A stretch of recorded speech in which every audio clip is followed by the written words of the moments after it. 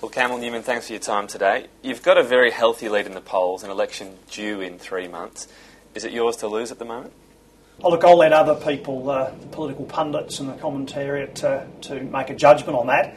I'm just determined to continue to work hard with my team because we know our opponents, the Labor Party, are a formidable, professional, election-winning machine, and we don't take anything for granted. So we intend to come out in the new year fighting hard to actually take our message to Queenslanders. In terms of being an election-winning machine, there have been some late hiccups from the LNP in Queensland at least. Are you trying to run a particularly tight ship with that thought in mind? Oh, look, it's always a challenge in political campaigns to get your message out. Particularly, we'll be continuing to push the message that it's time for a change, that it's time to get Queensland back on track. And obviously, we want our candidates across the state to be out there communicating that to the electorate. We've got some fantastic people on the team, but many of them don't have the political background, or they've got great life's experience. So, of course, we'll be trying to get people to be on board with that central message, because that is what the election's about. And with that message, the specifics of it, I mean, there are still some unknowns. There's been some criticism of some, particularly lack of funding for policies. When is it all going to be out there on the plate for voters to have a look at? Well, respectfully, I say to you, that is the Labor Party's line. Of course, that's their sort of spin about us. I mean, in the last election, we actually released 40 pages of costings prior to the election day, as per the conventions. In contrast, Andrew Fraser provided a one-page summary of his election costings, then proceeded to sell off $17 billion worth of assets, to then sack 3,500 public servants, and also bring in a waste tax and a fuel tax. Now, those are things that were not put to the electorate. In contrast, we actually put all those election costings out. We'll do the same thing this time. So prior to the election, the full package of costings, independently audited by a top accounting firm, will be provided for the electorate to assess our full program. And when you say prior, federal LNP waited until the very last minute. Will you be giving a little bit more time? We'll be complying with the normal conventions. We'll do that. I think it's usually the week before the election those costings come out.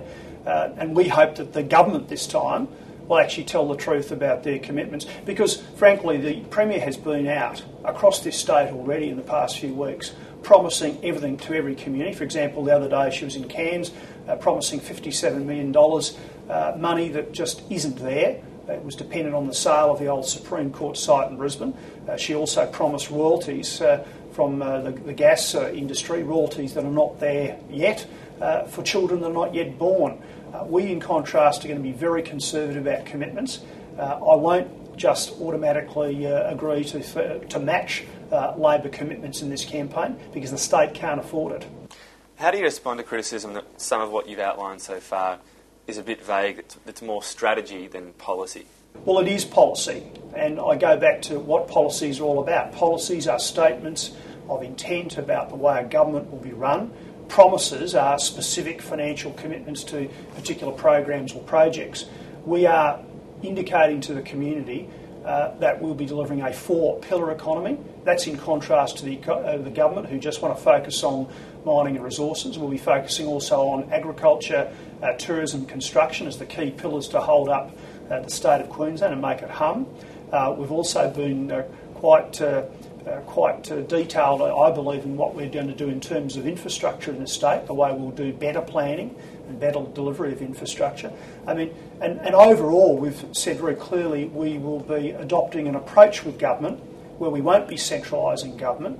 Queensland's a vast, geographically diversified state, and you have to empower people in local communities, whether it's local councils, local hospital boards, independent public schools, to let local communities make their own decisions.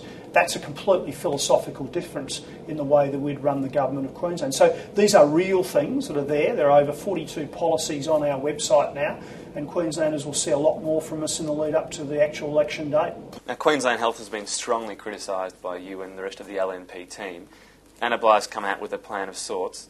You've said you'll consider taking that to the voters, but do you have a specific plan, considering how much we've heard about how Queensland Health is broken?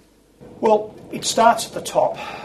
We believe the first thing that should have happened during this current crisis was that a minister, Jeff Wilson, should have gone. I mean, let's face it, nobody in this government has ever taken political accountability in line with Westminster conventions. No one has ever been sacked, no one's ever done the right thing and resigned. And Jeff Wilson should have resigned because of the things that have been going on, not just in this particular case, but in health.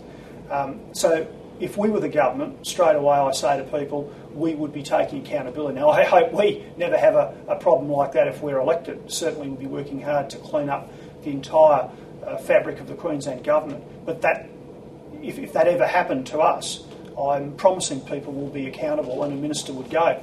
The other big thing about health that I say today is that our approach is to devolve power, responsibility and resources to the regions, to local communities. We will have local hospital health boards.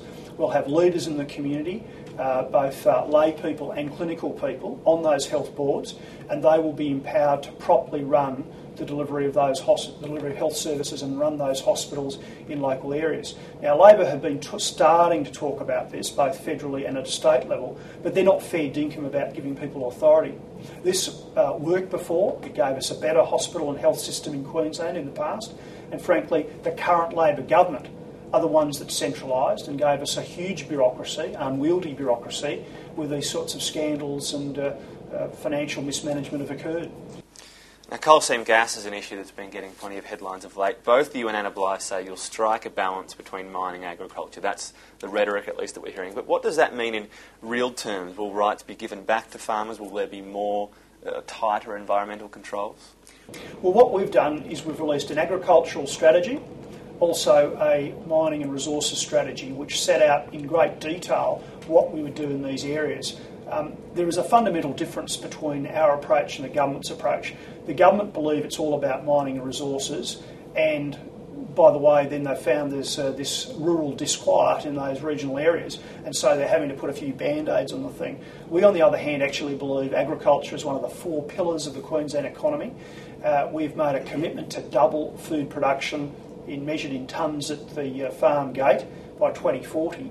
So we actually see agriculture as having its own legitimacy, its own role in taking the state forward. Now, when you start with that standpoint, you fundamentally are looking at things differently. We believe, therefore, that certain vital cropping land must be preserved from sort of alienation by, say, open-cut coal mining, underground coal mining, or in some cases, coal seam gas exploitation. So our policies are about redressing the balance between the two conflicting land uses, but in some cases agriculture will come definitely first. So we've made commitments, for example, in the Darling Downs area, in the Golden Triangle area near Emerald, that we would not at all permit open-cut coal mining, or indeed underground coal mining or coal seam gas if it was going to affect the ability to crop that land. So how does that differ from the government's SCL policy?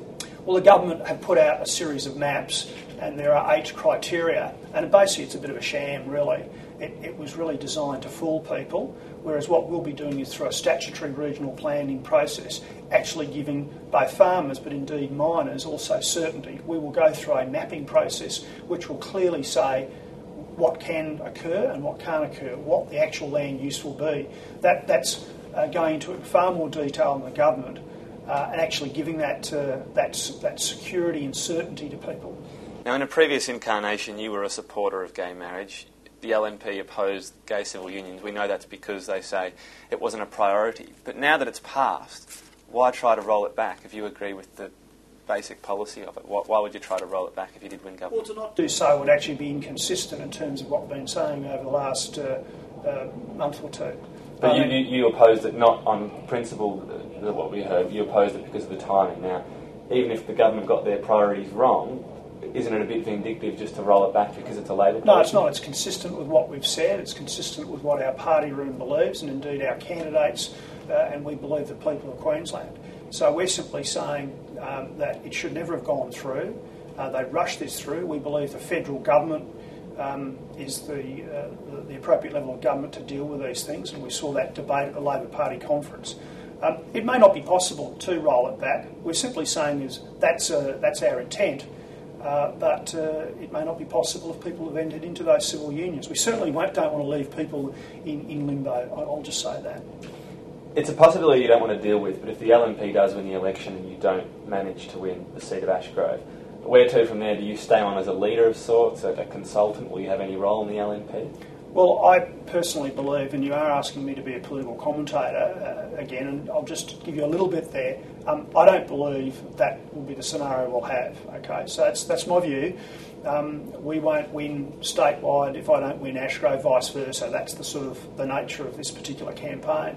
But all I can say is if I am ultimately not elected at some stage, both in the coming election or any time in the future, my future is, as I've said on previous occasions, I'll be going back to the private sector for a career in business, I'll be quite happy to say goodbye to politics when my time is up.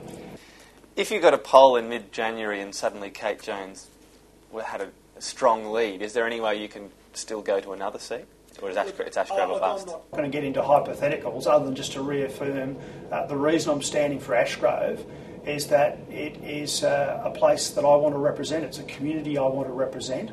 I've spent most of my time in the city of Brisbane living in Ashgrove, being associated with that community. It's a wonderful part of the town, and I just want to passionately represent the people of that area as well as try and lead the state. We've heard a lot about Kate Jones as a very enthusiastic local member, a door knocker. You're a pretty early riser though. Have you been knocking on a few doors yourself? I've done a bit of that. I've also done a lot of letterbox dropping as well, and I'm campaigning there all the time as much as I possibly can. But my message to people in Ashgrove, and I think people understand this, is that it's not so much about the local member. They need in Ashgrove a local member who will look after the community, but they also understand there that they need a change in the state of Queensland. And the people of Ashgrove get the opportunity to decide who the next Premier will be. They actually understand that, I believe. Certainly we'll be just saying, you may even like the local member, but if you want change in Queensland, and it is time for a change, you need to actually vote one for the LNP, as indeed we need to see happen in another 88 seats across the state. Both you and Labor have said you won't deal with the Australian Party in the event of a hung parliament, but surely this is political grandstanding. You're both going to want to form government. We sort of scramble after the federal election. Do we expect that if you're going to hold your word, there's going to be another election? Look, we've made it very clear on two counts. One, we say to people, please don't muck around with minor parties and independents, because you will either get the same mess we've got in Canberra, or you will get the re-election of the Bligh Labor government that's been in charge for 20 of the last 22 years. So we're asking people to just vote one for the LNP. But we're also making it very clear we will not do deals either on preferences with other parties, and we won't seek to form a minority government with independents or minor parties. We're just not going to do it. Let the Labor Party scramble into that situation. And I just want to make it very clear to Queenslanders that we can't have the same sort of mess we have in Canberra. The last year, our country has gone nowhere. This has been the most appalling federal government of my lifetime. It has taken our country backwards. We're not dealing with the big picture issues properly. We've got a Prime Minister who will do anything to hang on to power, like what we saw with the Speaker a few weeks ago. And we don't want that to happen in Queensland. We just can't afford to do that. So that's why we have this particular position. We've heard a lot from the LNP about the Queensland economy, the debt it's headed for, $85 billion. But a lot of economists talk about a wrongful obsession with getting the budget into surplus when it's tough economic times. So if we hit another downturn and you're in power, are you going to be driven towards this surplus, or do jobs become a priority? Well, look, let's just be very clear about Queensland's position versus other states. We're the only mainland state that doesn't have a AAA credit rating. Now, in all the turmoil, in all the scandal that was New South Wales Labor, and that's acknowledged as a very bad government that lost power earlier on this year, they never lost the AAA credit rating. So we now have a situation in Queensland where we have a $4 billion deficit this financial year. It's 10%. It's a 10% deficit. We're heading for $85 billion worth of debt in only 3 years' time, and the interest payments then will be $100 million a week. Now, Queensland does have a debt crisis. it does have a deficit crisis, and it does have to be sorted out. So we will have to make a number of tough decisions. Our strategy to get things back into a balanced budget position, firstly, are to get the economy going as a four-pillar economy, a balanced economy, getting that economic activity, the receipts or the revenues of government back up. But on the other side of the ledger, we need to actually get in and cut down on waste and inefficiency. I've said already, we need to have a well-paid but right-sized public service. And we're working with unions. We're talking to union leaders at the moment about the way we would attack that. It does have to happen. They understand that. And we're saying, though, that we will do it in consultation with them if we become the government.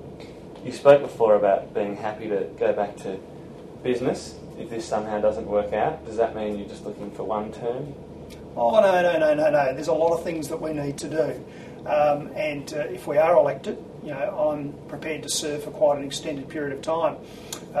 That's the commitment you make. And it was a big decision back in sort of March this year to actually leave behind the Lord Mayoralty of Brisbane. I knew that I was committing to more than just one term, should I be elected with the team.